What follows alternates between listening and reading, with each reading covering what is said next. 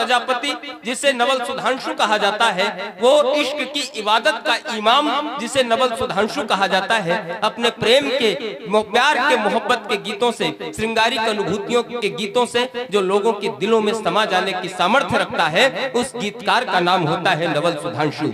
कहीं तनवीर गाजी ने 4 मिसरे कहे, वसीम भाई, तनवीर गाजी ने कहीं कहा कि उसकी आंखों में मोहब्बत की चमक आज भी है, उसकी आंखों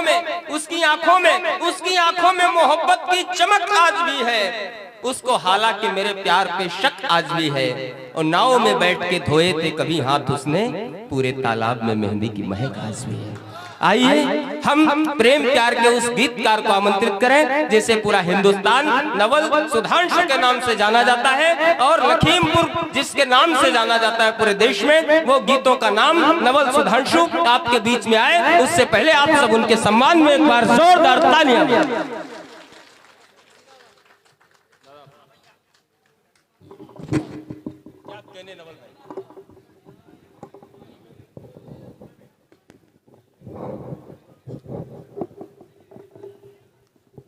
चाय वाले चच्चा कहाँ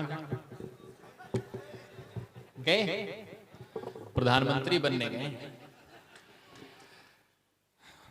इतनी मालाएं पहनाई गई हैं कि अब तो औरत होने का आभास होने लगा है। 1 बार 2 बार 3 बार बोले, शुक्ला जी बोल रहे थे अभी 4-5 बार, 3 बार जब उन्होंने कहा तो मुझे 3 तलाक का ख्याल आया। मजहर भाई से बात करने वाला था कि तुम्हारे में बैन हो गया है, लेकिन हमारे पर चढ़ाया जा रहा है। 3-3 मालाएं पहना करके पुरुषों को आप क्या सिद्ध करना चाहते हैं? क्या ना क्या शानदार सुन रहे हैं आप लोग। जरा एक बार दोनों हाथ उठा करके तालियां बजाइए। ऐसे बस मैं कह दिया, एक बार सारे लोग दोनों हाथ उठाइए। नहीं, ऐसा नहीं। अगर ये मितौली सुनेगा तो एक बच्चे की करतल ध्वनि आसमान से जाए, पूरा हिंदुस्तान सुने कि यहाँ पर कवि सम्मेलन जागरण हो रहा है। एक बार तालियां बजाइए दोनों हाथ उठा करके, और भारत माता की इस वंदना में आपका मुखर स्वर्गवंदित हो। शानदार संचालन कर रहे हैं आदरणीय राज्यसभा सांसद महोदय की उपस्थिति है। मैं प्रणाम करता हूं आपकी सौम्यता को। मेरा ये दूसरा कवि सम्मेलन है कि मुख्य अतिथि नेता होने के बावजूद अभी तक उपस्थित है। इसके पहले मैं नाम भी लूंगा उनका, आदरणीय मोना तिवारी जी, प्रमोद तिवारी जी की सुपुत्री जी हैं, वो बिल्कुल समक्ष बैठी थी और वो पूरा कवि सम्मेलन सुन के गई और उनकी भाषा और उनके भाषण ने सूचित किया कि निस्संदेह अगर हिंदी कवि सम्मेलन के पास ऐसे मुख्य अतिथि हैं तो उस कवि सम्मेलन का उत्तरदायित्व ज्यादा बढ़ जाता है, हम लोगों की भाषाई पकड़ बढ़ जाती है। तो आप सभी को मैं प्रणाम करता हूं। 4 पंक्तियां मैं पढ़ता हूं, चूंकि हंसाने का काम कर चुके हैं सारे लोग, तो मैं गीतकार हूं, अपनी ड्यूटी निभाता हूं। अब जितने लोग हैं जाएंगे नहीं, यात्रा नीरज दादा तक जानी है और अखिलेश दादा तक जानी है। एक भूमिका बनाता हूं आपके पास, लेकिन जमानत यह है कि मुजहर भाई को आपने बहुत मन से सुना, सबको बहुत प्यार से सुना। लखीमपुर में अक्सर नहीं कवि सम्मेलन पढ़ता, लेकिन अभी अमित का एक विशेष निवेदन भी था, उसका प्रेम था जो हम सभी को खींच करके लाया सरदार जी। और आप इस तरीके से मत देखिए, मैं डर जाऊंगा। पीछे से ऐसे नहीं देखा जाता। बहुत अच्छा कर रहे हैं आप, लेकिन कवित्रों ने आपकी तरफ नहीं देखा तो बहुत अच्छा किया। पीछे से नहीं देखना चाहिए इस तरीके से। ये गंगा जमुनी तहजीब का कवि सम्मेलन है। मजहर भाई ने बहुत शानदार पढ़ा। अमित आज का हीरो है, एक बार तालियां बजाइए आपके लिए, उसके लिए तालियां बजनी चाहिए। हम लोग तो फकीर आदमी हैं, घूमते रहते हैं। अभी यूक्रेन और रूस का युद्ध चल रहा था। मैं जो पंक्ति कहने जा रहा हूं, आपने अगर पहले कभी न सुनी हो, ऐसा कुछ ना कहा गया, तो ये जो इधर जो लोग बैठे हैं वो लोग सूचित करेंगे कि ये बरसात कुछ नहीं कर सकती जब तक यहाँ पर वो महबूब जिंदा है। हम किसी को प्यार कर सकते हैं, किसी लड़की को प्यार कर सकते हैं, मेरा कोई व्यक्तिगत प्रेम हो सकता है, लेकिन हम सबका जो प्रेम है उसे गाने जा रहा है। और मंच पर सांसद जी को समर्पित करता हूं, पूरी जनता जनार्दन को समर्पित करता हूं पंक्तियां। दादा सुनना, यूक्रेन और रूस का जब युद्ध चल रहा था, उन दिनों एक मैसेज आता है उधर से किसी शरीफ नाम के लड़के का कि अब्बू मैं फंसा हुआ हूं, यहाँ पर मैं क्या करूं। शरीफ के पिता जान, उसके अब्बा जान एक तरीका बताते हैं, उसे कहते हैं हे मेरे बच्चे, बोलता मैं अपने आप के दर्शन नहीं कर पाऊंगा, आपसे नहीं मिल पाऊंगा। तो वो पिता बताता है मजहर तुमको समर्पित करता हूं पंक्तियां। वो कहता है कि मैं अब आपको नहीं देख पाऊंगा। उसके बाद में एक ईश्वर का नाम बताता है, कहता है राम को मत याद करना, तुम अल्लाह को मत याद करना।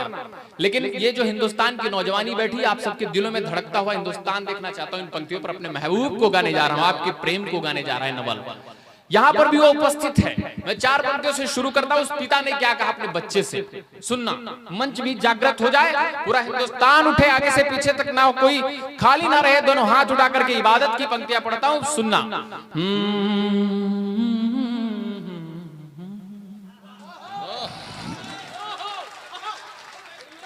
सुनना, 4 पंक्तियां मैं सुनाता हूं उस पिता के नाम और उस देवता के नाम जो यहां पर उपस्थित है, और एक चित्र बना दूं आपके सामने, तो पीछे तक की यात्रा करना।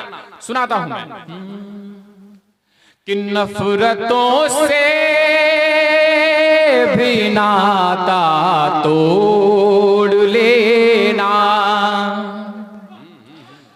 एक बार झूम के बजा दीजिए आगे से पीछे तक। वाह वाह। कि नफरतों से भी नाता तोड़ लेना, नफरतों से भी नाता तोड़ लेना, वतन की ओर तुम रुख मोड़ लेना, वतन की ओर तुम रुख मोड़ लेना। मेरे बेटे सुन, वतन की पूरा ये सदन उठना चाहिए कि मैं वतन की ओर तुम रुख मोड़ लेना।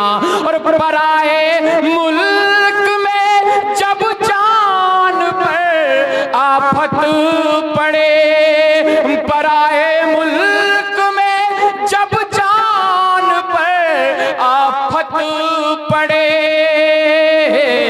मेरे बेटे तिरंगा ओढ़ लेना। वाह वाह वाह वाह वाह। अभी जगह नहीं है आप लोग कि पर एक बार फिर से आपको ताकत देता, पूरा हिंदुस्तान उठे कि मेरे बेटे तिरंगा। पराए मुल्क में जब जान पर आफत पड़े,